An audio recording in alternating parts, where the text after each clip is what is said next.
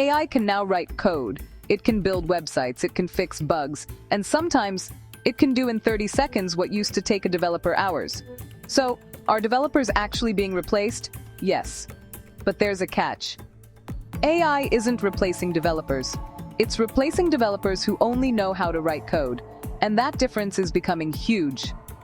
Think about what happens when you ask an AI to build a website. You can give it a simple prompt, and it can generate the UI, write the HTML, CSS, JavaScript, React components, APIs, and even database logic.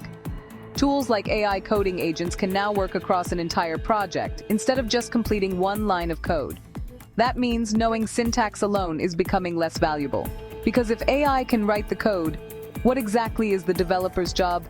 The answer is simple: problem solving. A great developer doesn't just know to write code.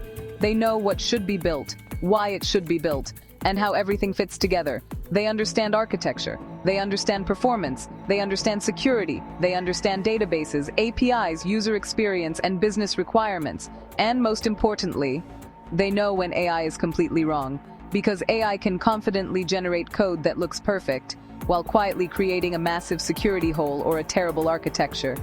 So the developers who survive, and potentially become even more valuable, are going to use AI differently. Instead of competing with AI, they'll control it. They'll use AI to generate boilerplate code. They'll use it to debug faster. They'll generate tests. They'll research unfamiliar technologies. They'll automate repetitive tasks. But the developer remains responsible for the final result. Think of AI like a super-fast junior developer. You can give it work, but you still need someone who knows whether the work is actually good. And this changes what you should learn in 2026. Don't spend all your time memorizing syntax. Learn fundamentals. Learn system design. Learn databases. Learn APIs. Learn security. Learn debugging. Learn how to read and review AI-generated code. And most importantly, learn how to turn a real-world problem into a technical solution.